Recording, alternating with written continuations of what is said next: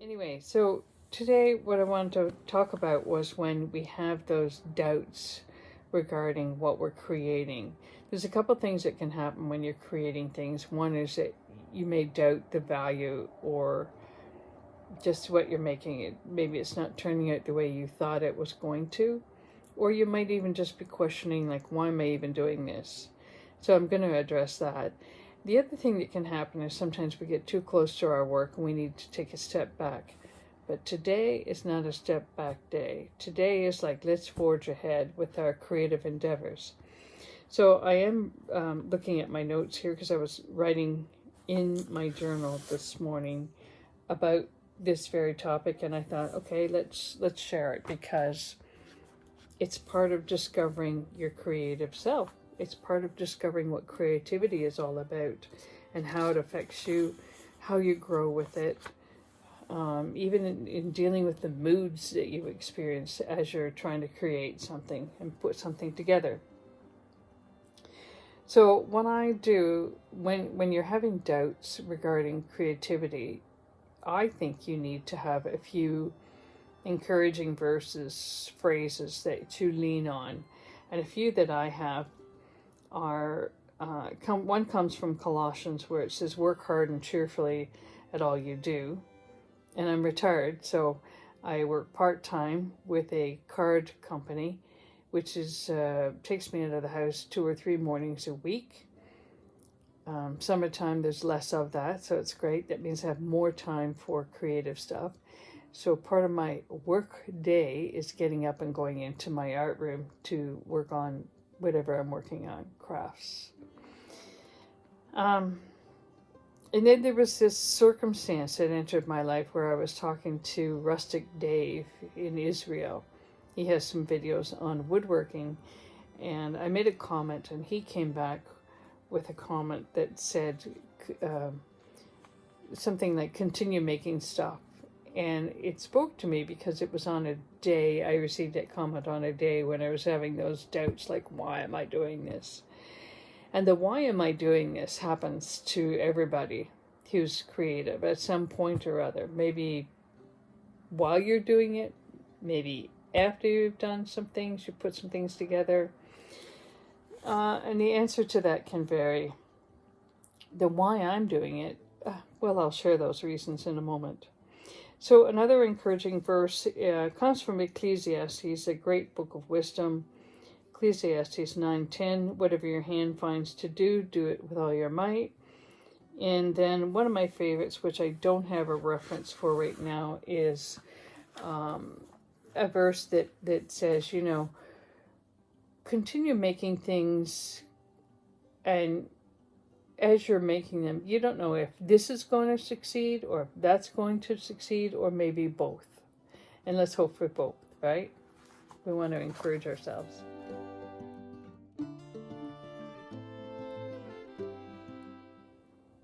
Being creative is an expression of self. So if nothing else, you're gaining some intrinsic value, something that makes you feel good.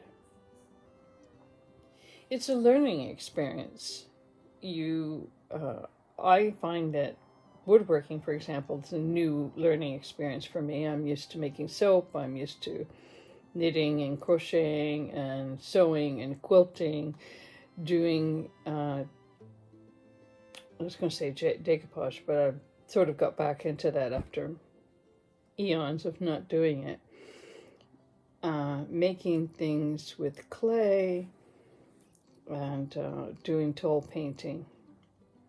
I'm used to all those things. I've done them throughout all the years. I'm 66 now, going on 67 in August, so yeah, I've had a lot of experience doing stuff, creating things. But woodworking is new to me, and so I've been watching a lot of videos on various techniques, even how to cut wood with a handsaw.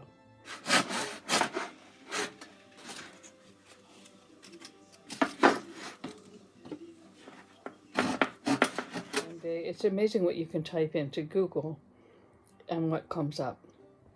I always remind myself that no experience is ever completely alone. Somebody out there has had that experience. And with the internet, somebody out there has put their experience on. So you get to watch it and learn and, find things out. So that's when I came across Rustic Dave's videos. So you learn a lot of things. And if you have a love of learning, it's feeding into that natural desire that you have. And so there's a level of satisfaction that comes with learning things. Being creative is a place to gain experience and skills. It's a way to gain satisfaction in life because there is that level of like, okay, I started out with this idea, I built the plan, I drew it out, I started putting it together, ran into problems, I overcame the problems, so there's a satisfaction with problem solving. And hopefully you reach an end in the project where you say, okay, now it's complete, or I think it's complete. And so there's a level of satisfaction that comes and that feeds into your life. We all need that. We need to know that there's some kind of value or something that's going on. We need to know that we began and ended and completed something. And so there's a satisfaction that comes from creating. It's also a stress reliever because you're focused on something, hopefully that's giving you that intrinsic value, that sense of well-being. Okay, I'm doing this. I'm actually doing this. I'm reminded of Tom Hanks in Castaway where he's like, fire, fire, I created fire. There is a level of satisfaction with creating something and succeeding at it. So it helps you focus on something that's not contributing a level of stress to your life. And if you do find that you're working on a project that is creating some level of stress, you need to step back from it. It's your project. It's something you're doing for yourself. Even if it's a commissioned piece of work. A lady asked me to create 2 birdhouses for her, which I did.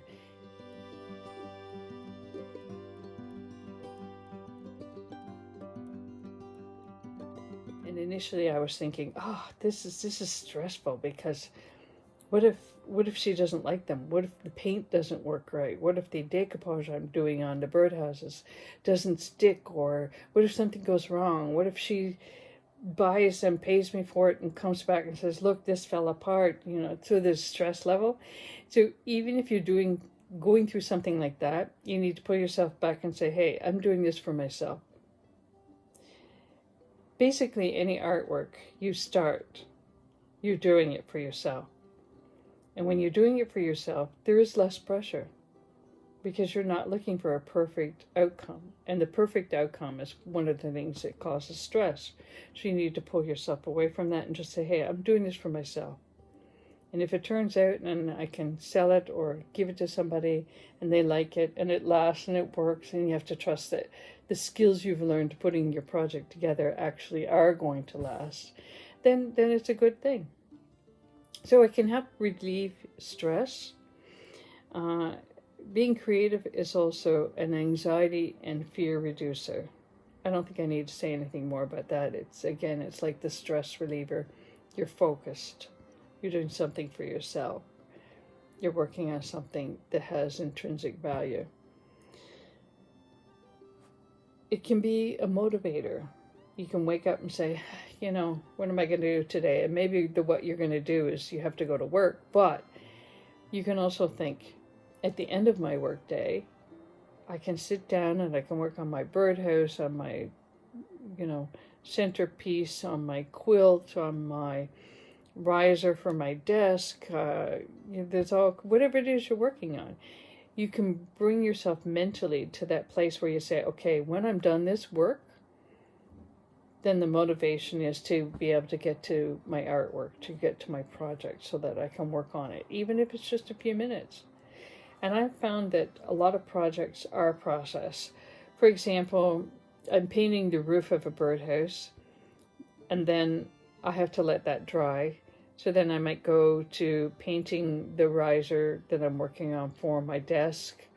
Or then I say, well, I'm going to decoupage a heart-shaped box right now.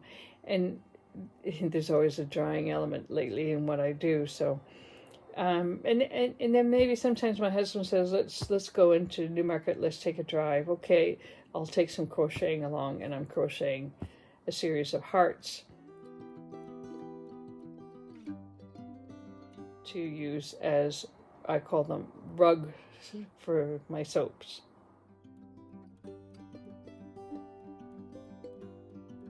Soap rugs? Yeah. Anyway, so for me, I'm always doing something.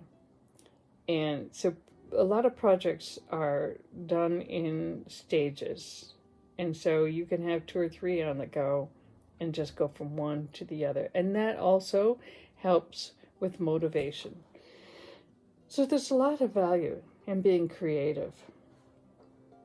Reading from my notes, it says, and in the process of things, we get to share our work. Whether you're sharing it with your mom, your sister, a friend who's also into creative projects, or selling it in a market, or taking an order from a neighbor who has a friend who wants birdhouses. You get to share your work, even if it's just show and tell. I walked into my friend's house the other day, and she had 2 pieces of her artwork sitting up, 2 paintings that she's done. I said, hey, you're getting really good at the show and tell. Because when she comes to my house, I'm like, come on into my art room. I'll show you what I'm working on. Or I take pictures of things and I put it on Instagram or put it on Facebook, and I get a lot of comments, which is also, I want to say, reassuring, reaffirming. It's just always nice to have somebody else sort of pat you on the back or the shoulder and say, yeah, that was great. That's nice. That's lovely. I like that piece. Can I have that? Which happens sometimes. So you get to share your work, and that brings joy to others. There's a great value in being able to create something and then having other people gain a sense of joy from what you've done. And I'm always amazed at a piece of work that somebody looks at and says, I love that. That's great. I'd like to buy that. I'd like to have that. And maybe it's a piece where I've thought, oh, that's horrible.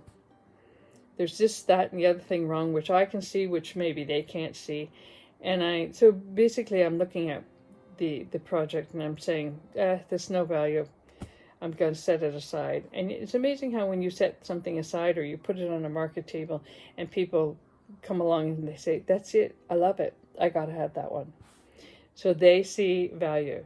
And that value that they see means that something in that project is touching their heart in a certain way, which you could not have foreseen. Remember, when you're starting a piece of work, when you're working on a project, it's for you. It's an expression of self. It's who you are. It's for your own intrinsic value. It could be the stress reliever, the anxiety reducer, the blood pressure lowering activity, because that happens too. You do it for yourself, and if somebody else finds value, if somebody else gets some joy out of it, it's great. In the meantime, even if you never share your work and you get all these things around your house, you got a vase that you painted, you got a birdhouse, you got what is it I'm working on right now? You've got a sign that has an encouraging phrase or verse on it. Even if it's just hung up and placed in around your home, you're gaining satisfaction and a sense of peace and calm when you look at it. I painted a milk can that I picked up at the dollar store for $3.50.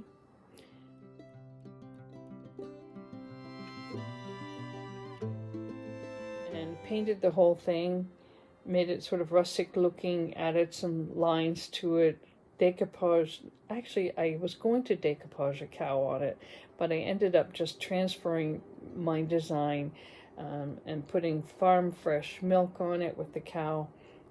And I love that piece. And then I had some nice, a little bit expensive silk flowers that I put in that. I get satisfaction and a sense of peace and joy just looking at that piece. Now I made it because I want to sell it in a market that's coming up in August. But, and here's the other thing. Sometimes you like everything that you made and you want to keep it all. But they're like children. You actually have to launch them out at some point. And you have to think about the fact that maybe somebody else is going to get a little bit of joy or maybe a lot of joy from what you've created. So that's it in a nutshell. there's a lot of things that you gain by being creative. It's not just anxiety reducing and stress reducing, but you gain that expression of self. You learn stuff. You get to share it, maybe, if you choose. There's joy and a level of satisfaction and value that comes to your life.